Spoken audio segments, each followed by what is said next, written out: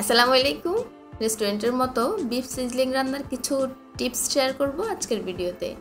সাথে থাকবে কিভাবে দ্রুত গরুর মাংস সিদ্ধ করতে হয় সেই টেকনিক। সিজলিং ট্রে ছাড়া কিভাবে বিফ সিজলিং রান্না করতে হয় সেটাও দেখাবো। চলুন কিচেনে যাই আর রান্না শুরু করি। আমি এখানে 500 গ্রাম গরুর মাংস জুলিয়ান কাট করে নিয়েছি। মাংসগুলো চিকন করে কেটেছি যাতে খুব দ্রুত সিদ্ধ হয়ে যায়। এখন গরুর মাংস দ্রুত সিদ্ধ করার একটা টেকনিক দেখাবো। এখানে 100 গ্রাম কাঁচা পেঁপে ব্লেন্ড করে নিয়েছি। এই পেঁপে বাটা দিয়ে মাংসগুলোকে 2 থেকে 3 ঘন্টা ম্যারিনেট করে রেখে দিব। এই 2-3 ঘন্টা পর মাংসগুলোকে খুব ভালো মতো ওয়াশ করে নিতে হবে।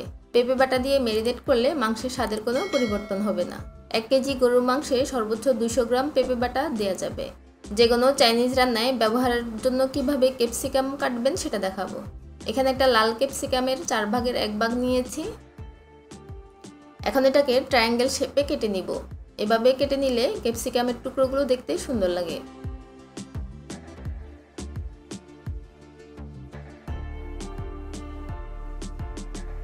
সবুজ ক্যাপসিকামটাও একইভাবে কেটে নিব। এই ক্যাপসিকামটাও 4 ভাগের 1 ভাগ নিব।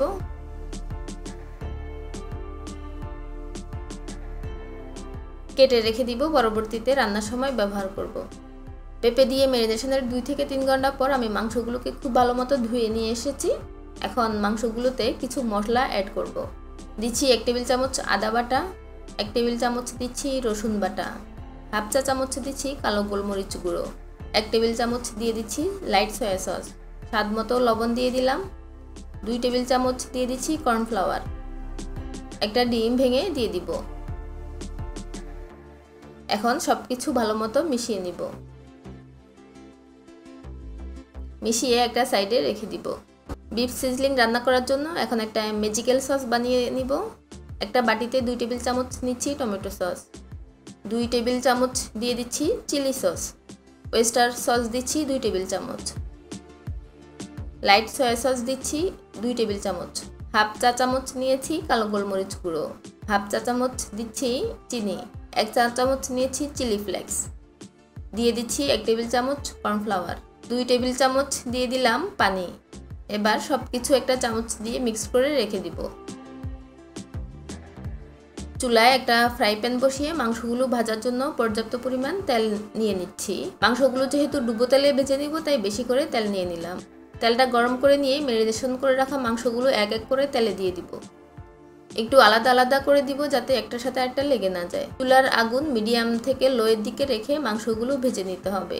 এক পাশ ভালো করে ভাজা হওয়ার পর আরেক পাশ উল্টে দিতে হবে। তা না করলে উপরে যে কর্নফ্লাওয়ার আর ডিমের কোটিংটা আছে সেটা খুলে যেতে পারে। আমি যেহেতু পেঁপে বাটা দিয়ে রেখেছিলাম তাই মাংসগুলো সিদ্ধ হতে 8 থেকে 10 মিনিট সময় লাগবে। আপনাদের হাতের কাছে যদি পেঁপে বাটা না থাকে তাহলে 1 চা চামচ মাংস ম্যারিনেশনের সময় ভিনেগার দিতে পারেন, এতে করে মাংস দ্রুত সিদ্ধ হবে। প্রায় 8 থেকে 10 মিনিট ধরে আমি মাংসগুলো উল্টে পাল্টে ভালো করে ভেজে নিয়েছি। এখন মাংসগুলো আমি উঠিয়ে ফেলবো। চুলায় একটা হাঁড়ি বসিয়ে দিলাম। মাংস ভাজার তেল থেকে 1/3 কাপ তেল এই প্যানে নিয়ে নিলাম।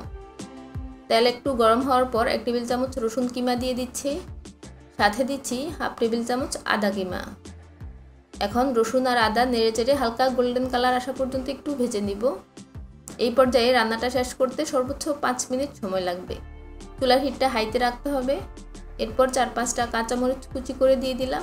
হাফ কাপ পেঁয়াজ একটু বড় করে কেটে দিয়ে দিচ্ছি।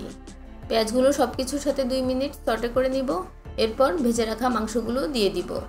মাংসগুলো দিয়ে আরও 2 মিনিট রান্না করে নিব। এরপর কেটে রাখা ক্যাপসিকামগুলো দিয়ে দিচ্ছি। যে ম্যাজিক্যাল সসটা বানিয়ে রেখেছিলাম সেটা এখন দিয়ে দিচ্ছি।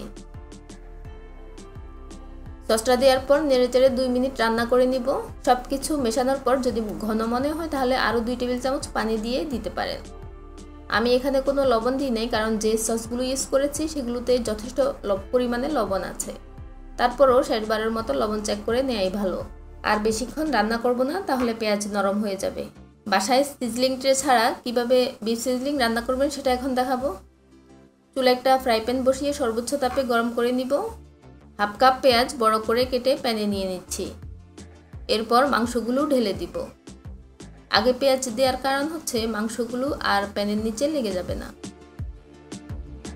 এবার 2 টেবিল চামচ বাটার দিয়ে দিচ্ছি।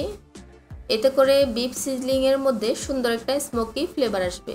এই তো তৈরি হয়ে গেল বিফ সিজলিং। ফ্রাইড রাইসের সাথে গরম গরম পরিবেশন করতে পারেন এটি। চেষ্টা করেছি রেস্টুরেন্টের মতো বিফ সিজলিং তৈরি করে দেখাতে আপনাদেরকে। রেসিপি ফলো করে বাসায় বানালে অবশ্যই কমেন্ট বক্সে শেয়ার করবেন কার কেমন লেগেছে। আজ বিদায় নিচ্ছি, দেখা হবে অন্য কোনো ভিডিওতে। আল্লাহ হাফেজ।